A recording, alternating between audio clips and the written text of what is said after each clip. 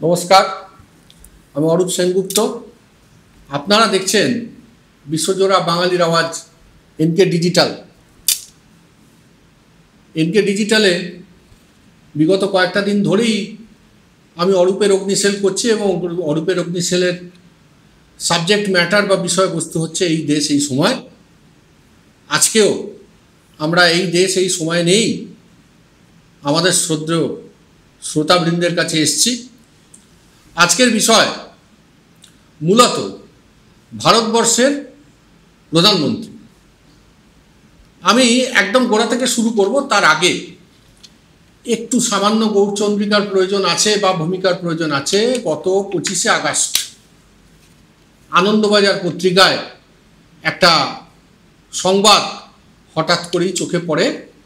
আনন্দবাজার পত্রিকাটা ফুটিয়ে পড়ি, তার কারণ আপনারা সবাই জানেন এবং আমার সঙ্গে হয়তো বহুলাংশে অনেকে একমত হবেন যে আনন্দবাজারটা পড়তে হয়, না হলে পিছিয়ে পড়তে হয়। এখন হঠাৎ করে পিছিয়ে বার্গ হয়ে যাব জীবনের এই অবস্থায় এসে, সেই ভয় থেকেই মূলত আনন্দবাজার পত্রিকাটা রোজই একবার করে চোখ বোলাবার চেষ্টা করি। তো দেখলাম ভেতরের দিকে একটি পাতায় 25 তারিখে দেয়া হয়েছে যে ভারতবর্ষের প্রধানমন্ত্রী, বর্তমান প্রধানমন্ত্রী এবং আর একজন আছেন স্মৃতি ইরানি, তিনি কিছুদিন আগেও মন্ত্রী ছিলেন, তো লাস্টের নির্বাচনে, শেষ নির্বাচনে বোধহয় হেরে গিয়েছেন, যার জন্য উনি আর বর্তমানে মন্ত্রী নেই। তো এই দুজনের শিক্ষাগত যোগ্যতা নিয়ে কোনো প্রশ্ন করা যাবে না। মিস্টার নীরাজ কুমার একজন আরটিআই কর্মী, উনি একটি আরটিআই করেছিলেন। ওনার আরটিআই এর পরিপ্রেক্ষিতে কেন্দ্রীয় তথ্য কমিশন দিল্লি বিশ্ববিদ্যালয়কে নির্দেশ দিয়েছিল যে আপনারা এই দুজনের, বর্তমান প্রধানমন্ত্রী নরেন্দ্র ভাই দামোদর দাস মোদী এবং স্মৃতি ইরানি, এই দুজনের শিক্ষাগত যোগ্যতা জনসমক্ষে প্রকাশ করুন।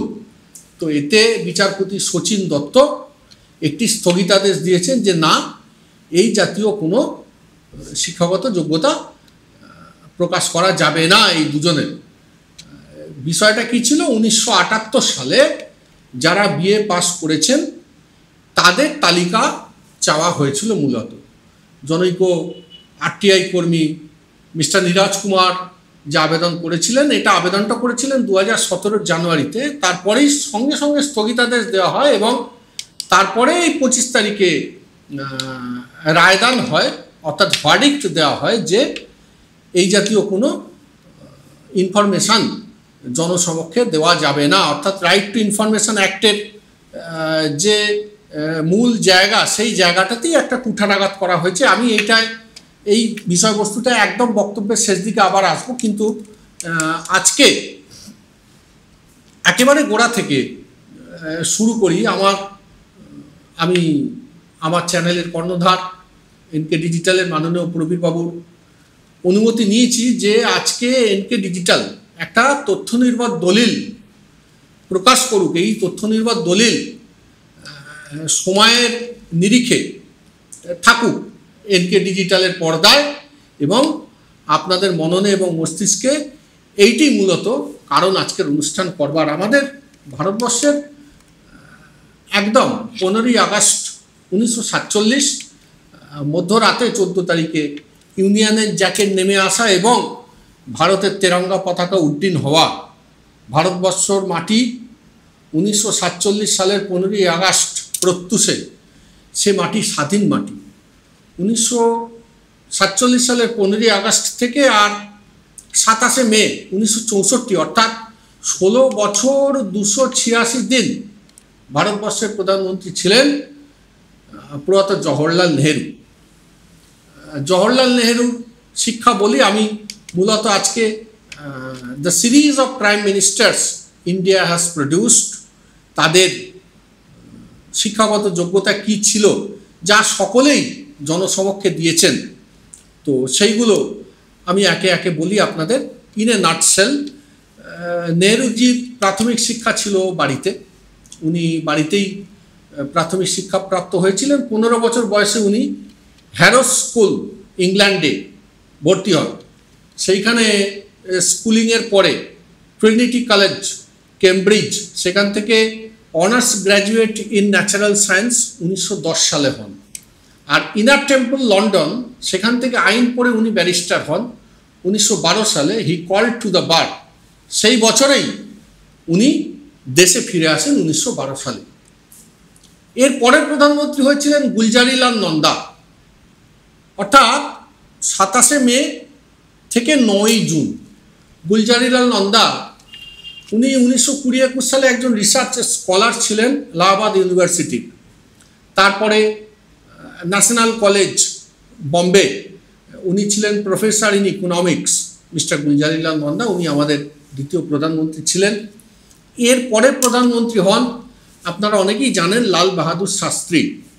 উনি 9ই জুন 1964 থেকে 11ই জানুয়ারি 1966, অর্থাৎ 1 বছর 216 দিন গান্ধীজির ডাকে অসহযোগ আন্দোলনে যোগদান করেছিলেন। কিন্তু পরে আবার উনি শুরু করেন ওনার পড়াশোনা, ফিলোসফি ও হিউম্যানিটিজ এই নিয়ে পড়াশোনা শেষ করে শাস্ত্রী অভিধায় উনি ভূষিত হন। এরপরে লাল বাহাদুর শাস্ত্রীজির পরে আবার গুলজারিলাল নন্দা প্রধানমন্ত্রী হন 11ই জানুয়ারি 1966 থেকে 24শে জানুয়ারি 1966। আমি ওনার শিক্ষাগত যোগ্যতা কিঞ্চিত আগেই আপনাদেরকে বললাম। তারপরে ইন্দিরা গান্ধী, লৌহ মানবী, দেশমাতৃকা, 24শে জানুয়ারি 1966 থেকে 24শে মার্চ 1977। ওনার স্কুলিং নিয়ে বলবার আগে আমরা বলি যে একটা আমার ব্যক্তিগত অনুভূতির কথা জানাই, যেটা হয়তো আরও 2-1 জন মাননীয় প্রধানমন্ত্রী, প্রাক্তন প্রধানমন্ত্রীর সম্বন্ধে জানাবো। সেটা হচ্ছে ইন্দিরা গান্ধী, আমরা যেটুকু দেখেছি আমাদের কৈশোর, রাদার আমাদের শৈশব, কৈশোর, যৌবন, ইন্দিরা গান্ধী একটা সময় ছিল যখন আমেরিকার মাটিতে বসে রিচার্ড নিক্সনকে চোখে চোখ রেখে কথা বলে মিটিংয়ের মাঝখানে উঠে বেরিয়ে চলে এসে ভারতবর্ষে ফিরেছিলেন।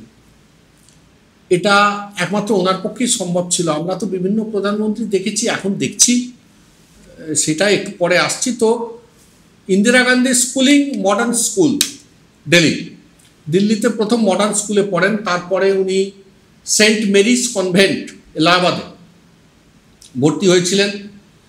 সেখানে পড়াশুনো করার পরে উনি যান ইন্টারন্যাশনাল স্কুল জেনেভা, তারপরে ইকোলে নভেল সুইজারল্যান্ড, তারপরে উনি যান পিপলস ওন স্কুল পুনেতে।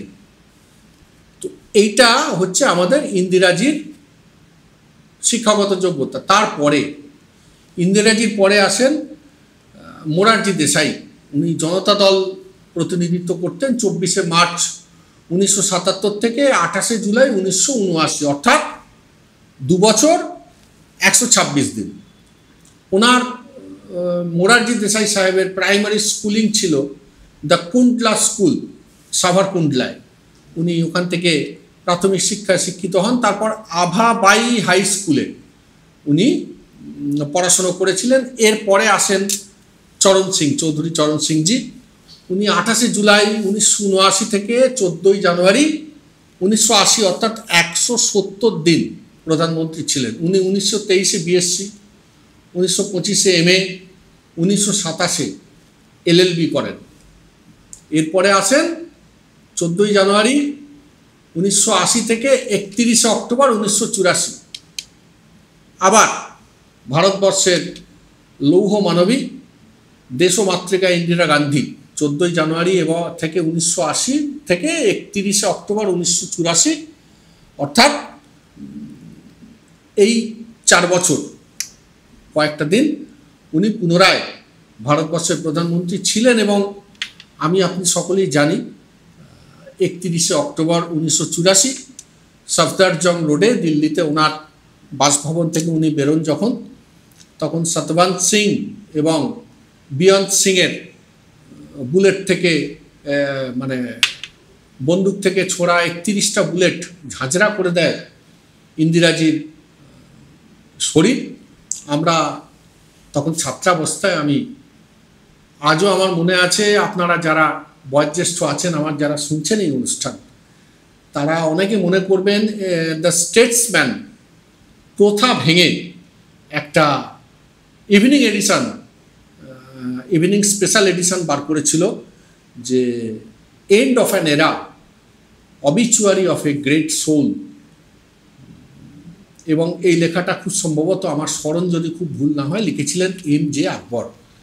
তো ইন্দিরা গান্ধী 1984-তে চলে যাওয়ার পরে ওই দিন সন্ধ্যায় ভারতবর্ষের জাতীয় কংগ্রেসের সকলের সম্মিলিত সিদ্ধান্তে 31 অক্টোবর 1984 থেকে 2রা ডিসেম্বর 1989, অর্থাৎ 5 বছর 32 দিন, রাজীব গান্ধী, ইন্দিরাজির বড় ছেলে রাজীব গান্ধী প্রধানমন্ত্রী হয়েছিলেন।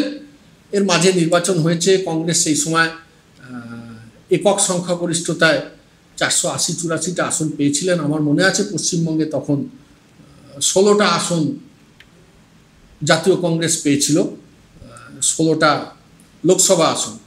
কিন্তু সবথেকে যেটা বড় কথা রাজীব গান্ধীর সম্বন্ধে বলতে হবে আমাদেরকে একজন সংবাদকর্মী হিসেবে, যে রাজীব গান্ধী ভারতবর্ষের রাজনীতিতে, ভারতবর্ষের মাটিতে, ভারতবর্ষের সংস্কৃতিতে, ভারতবর্ষের শিক্ষায়, ভারতবর্ষের কৃষ্টিতে একটা ইউথহুড, যৌবন বা তারুণ্য এইটা প্রেজেন্ট করেছিলেন। রাজনীতির ময়দানে আপনারা দেখবেন অনেক সময় বিভিন্ন রাজনৈতিক দলের, আপনারা অনেকে আমার সঙ্গে একমত হবেন, বিভিন্ন রাজনৈতিক দলের যদি আপলিটিক্যালি আলোচনা করতে বসেন আপনারা, বিভিন্ন রাজনৈতিক দলের বয়োজ্যেষ্ঠ নেতৃত্বের কারণে অনেক সময় সেই রাজনৈতিক দলের রাজনীতি অনেকটা স্থবির হয়ে যায়। এই স্থবিরতা কাটিয়ে উঠে ভারতবর্ষের তৎকালীন প্রধানমন্ত্রী রাজীব গান্ধী জাতীয় কংগ্রেসকে এবং দেশকে টেলিফোন ব্যবস্থা থেকে শুরু করে STD ISD বুথ একটা রোজগারের অপশন হয়েছিল, কম্পিউটার, ত্রিস্তর পঞ্চায়েত, কেন্দ্রীয় সরকার থেকে সরাসরি টাকা আসবে পঞ্চায়েতে জেলা পরিষদের মাধ্যমে, সমস্ত রাজীব গান্ধীর দান। উনি ইউথহুড প্রেজেন্ট করেছিলেন দেশকে, ভারতবর্ষের জাতীয় কংগ্রেসকে। প্রসঙ্গত একটা কথা জানিয়ে রাখি, হয়তো এই নিয়ে পরে চ্যানেলের অনুমোদন পেলে, পশ্চিমবঙ্গের রাজনীতিতে বিধানসভা নির্বাচন এগিয়ে আসছে। অভিষেক ব্যানার্জি এই মানুষটা ভারতবর্ষের তৃণমূল কংগ্রেসে একটা ইউথহুড প্রেজেন্ট করছেন, যেটা এখন আজকে যারা রাজনীতির ময়দানে আছেন ওনার দলে বা ওনার বিরোধী বুঝতে পারবেন না। কিন্তু আজকে যেরকম রাজীব গান্ধীর মূল্যায়নটা হচ্ছে যে উনি ইউথহুড প্রেজেন্ট করেছিলেন, এই মূল্যায়নটা অভিষেক ব্যানার্জির সম্বন্ধেও পরে পশ্চাতে হবে। আজকে বলে রাখলাম, সময়ের নিরিখে পরে মিলিয়ে নেওয়া যাবে। Rajiv Gandhi Doon school, Trinity college, এখান থেকে মেকানিক্যাল ইঞ্জিনিয়ার হয়েছিলেন। ইম্পিরিয়াল কলেজ লন্ডনেও উনি পড়াশোনা করেছেন। অ্যাভিয়েশন ইন্ডাস্ট্রি ওনার অনেক প্রিয় ছিল। এরপর প্রধানমন্ত্রী হন ভারতের বিশ্বনাথ প্রতাপ সিং। 2রা ডিসেম্বর 1989 থেকে 10ই নভেম্বর 1990, অর্থাৎ 343 দিন। দেরাদুনে কর্নেল ব্রাউন ক্যামব্রিজ স্কুল, ওখান থেকে BA আর ল ডিগ্রি, আর BSc in physics Fergusson college থেকে, পুনে ফার্গুসন কলেজ, বিখ্যাত কলেজ। এরপর হন চন্দ্রশেখর। 10ই নভেম্বর 1990 থেকে 21শে জুন 1991, অর্থাৎ 224 দিন। উনি 1950 সালে মাস্টার্স ডিগ্রি করেন ইন পলিটিক্যাল সায়েন্স। এরপরে আসেন PV নরসিংহ রাও, অমলাপর্তি ভেঙ্কট নরসিংহ রাও। উনি 21শে জুন 1991 থেকে 16ই মে 1996, অর্থাৎ 4 বছর 330 দিন ভারতের প্রধানমন্ত্রী ছিলেন। Bachelors and masters degree in law পুনের ফার্গুসন কলেজ থেকে উনি করেছিলেন।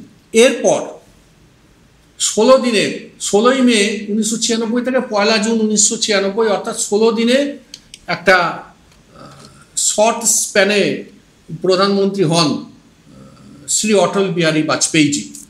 আমি ব্যক্তিগতভাবে অটল বিহারী বাজপেয়ীজির গুণমুগ্ধ।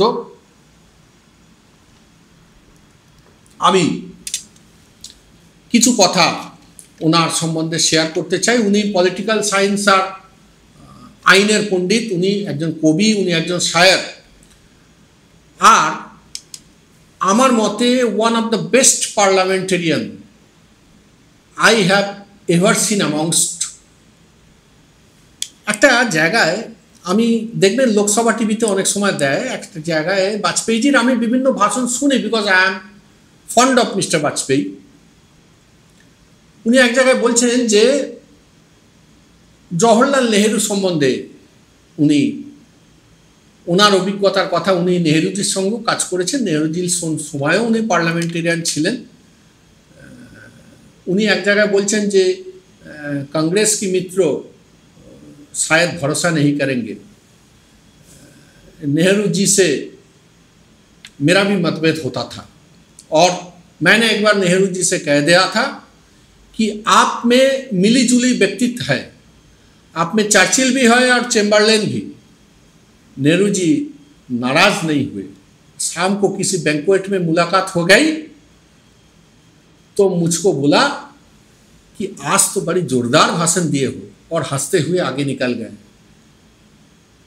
नेहरू जी सम्बन्धे, भारतवर्षेर राजनीति सम्बन्धे, तत्कालीन प्रधानमंत्री सम्बन्धे, तत्कालीन भारतवर्षेर संसदेर भेतरकार संसदेर अलिंदेर राजनैतिक सौहार्द समस्त जिनिसगुलो एक कथाय बुझिए दिएछिलेन बाजपेयीजी।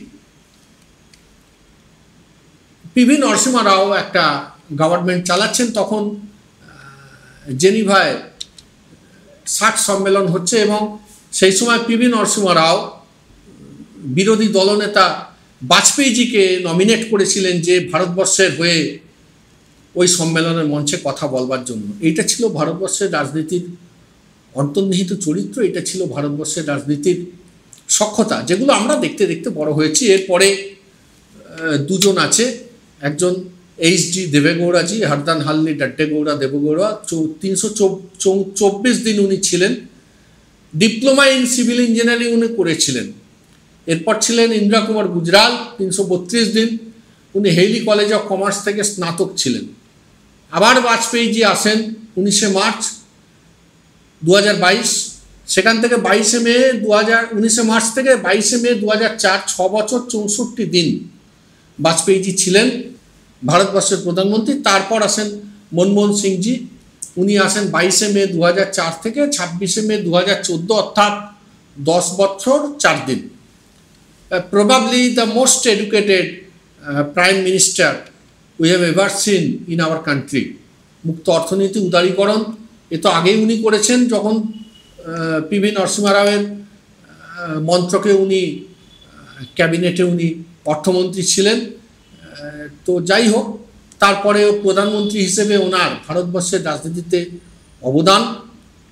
অনেককে রসিকতা করতে শুনেছি ডক্টর মনমোহন সিংকে নিয়ে যে উনি কথা বলতেন না, ওনার মুখে স্টিচ করা ছিল। কিন্তু হোয়াট উই নিড, দেশবাসী যেটা চায় একজন প্রধানমন্ত্রীর থেকে, ভারতবর্ষের অর্থনীতি, ভারতবর্ষের বিদেশ নীতি, ভারতবর্ষের প্রতিরক্ষা, ভারতবর্ষের বিদেশ নীতি, এইগুলো স্ট্রং অ্যান্ড স্ট্রেনদেন হবে। এইটাই তো একজন প্রধানমন্ত্রীর কাছে ভারতের প্রতিটা নাগরিক চায়। উনি এই কাজটি মন দিয়ে করেছেন, কথা কম বলতেন। এখন কথা বেশি বললে কি হয় বা কি হতে পারে সেটা তো আমরা এখন দেখছি। এইবারেতে আমি এসেছি মান্নাদের সেই বিখ্যাত গান এইবারে এসে পড়েছি। তার কারণ মনমোহন সিংয়ের পরেই 26 মে 2014 থেকে অদ্যাবধি ভারতবর্ষের প্রধানমন্ত্রী নরেন্দ্র দামোদর দাস মোদী, উনি হলফনামায় যা দিয়েছেন সেইটা আমি আপনাদেরকে বলতে চাই। 1978 সালে উনি bachelor of arts in entire political science, তো এই এন্টায়ার পলিটিক্যাল সায়েন্সের এন্টায়ার বিষয়টা নিয়ে আসবে একটা ছোট্ট বিরতির পর। সঙ্গে থাকবেন, ফিরে আসছি বিরতির পর।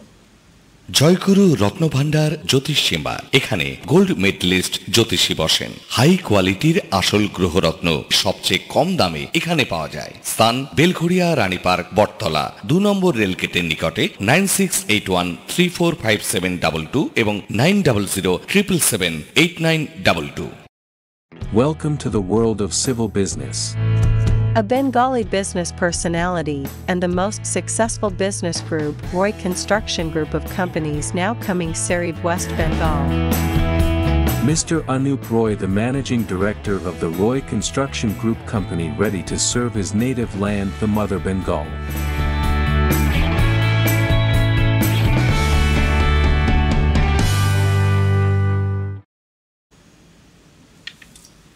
নমস্কার, ফিরে এলাম বিরতির পর, যেখানে ছিলাম ভারতবর্ষের বর্তমান যিনি প্রধানমন্ত্রী, উনি হলফনামায় দিয়েছিলেন bachelor of arts in entire political science.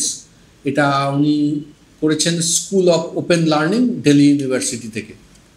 এটা আমরা বলছি না, এটা উনি হলফনামায় দিয়েছেন 2014 সালে। 1983 সালে উনি master of arts in political science, Gujarat university থেকে, as a distance learning and external student, এটা উনি দিয়েছেন। এখন ভারতবর্ষের মানে একজন বোনাফাইড রেসিডেন্ট বা সাধারণ নাগরিক হিসেবে আমার একটা বিনীত প্রশ্ন আছে সমাজ ব্যবস্থার কাছে এবং প্রশাসনিক ব্যবস্থার কাছে, যে যিনি নির্বাচনে দাঁড়াবেন ওনাকে একটা হলফনামা দিতে হয়। ওনার শিক্ষাগত যোগ্যতা থেকে শুরু করে ওনার সম্পত্তি, সমস্ত বিষয়টাই ওনাকে হলফনামায় দিতে হয় এবং হলফনামায় কোনো মিথ্যাচার করা যায় না। যদি এইটি আমরা মেনে নিই, তাহলে 2014 সালে মোদিজি যে হলফনামা দিয়েছেন, তাহলে এটাই উনি সত্য কথন করেছিলেন এবং যা যা আমি এতাবৎকাল বললাম এইগুলোই ওনার রাজনৈতিক, এইগুলোই ওনার শিক্ষা বা এডুকেশন। তো যদি সেটাই হয়, তাহলে বর্তমানে দিল্লি হাইকোর্টের মাননীয় বিচারপতি এই যে রায় দিলেন, মাননীয় বিচারপতি শচীন দত্ত, যে নীরজ কুমার সাহেবের RTI এর মামলার পরিপ্রেক্ষিতে এই ধরনের কোনো ইনফরমেশান দেওয়া যাবে না। এখন কথা হচ্ছে যে ইনফরমেশানটা তো আগেই দেওয়া ছিল, আর এখন বলছেন ইনফরমেশান দেওয়া যাবে না। তাহলে হয় এখন যেটা বলা হচ্ছে সেইটা পলিটিক্যালি ফ্রেমড অর মোটিভেটেড বলে ধরতে হবে, আর নচেত হলফনামায় যেটা দেয়া হয়েছিল ওই গোড়াতে কোনো গণ্ডগোল আছে। তো এখন ভারতবর্ষের মানুষ তো জানতে চায়, পশ্চিমবঙ্গে আমরা বসবাস করি, আপনারা সারা ভারতবর্ষ থেকে বাঙালি তাড়িয়ে বেড়াচ্ছেন, কিন্তু আমরা তো পশ্চিমবঙ্গে আসি, আমাদের তো তাড়াতে পারবেন না। তাহলে সেই হলফনামায় যেটা দিয়েছেন হয় সেটা ভুল ছিল, আর নালে এখন এই রায়দানটা ভুল হয়েছে। কোনটা ভুল হয়েছে সে জানাবার দায় আপনাদের বা আপনার দলের যারা বানর সেনারা এখানে ঘোরাঘুরি করছেন।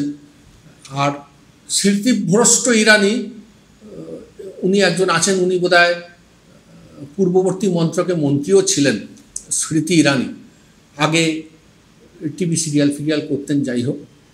তো এখন আবার বোধহয় হেরে টিভি সিরিয়ালের দিকেই পা বাড়িয়েছেন। তো উনি 2014-তে হলফনামা দিয়েছিলেন, সোফার অ্যাজ আই নো, যে 2014-তে উনি লিখেছিলেন উচ্চ মাধ্যমিক পাস, অর্থাৎ 12th স্ট্যান্ডার্ড।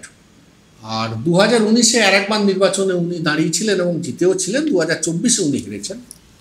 তো 2019-এ উনি লিখলেন যে আমি মাধ্যমিক অর্থাৎ 10th স্ট্যান্ডার্ড পাস করেছি। তাহলে উনি কি আগে উচ্চ মাধ্যমিক পাস করেছেন, পরে মাধ্যমিক পাস করেছেন?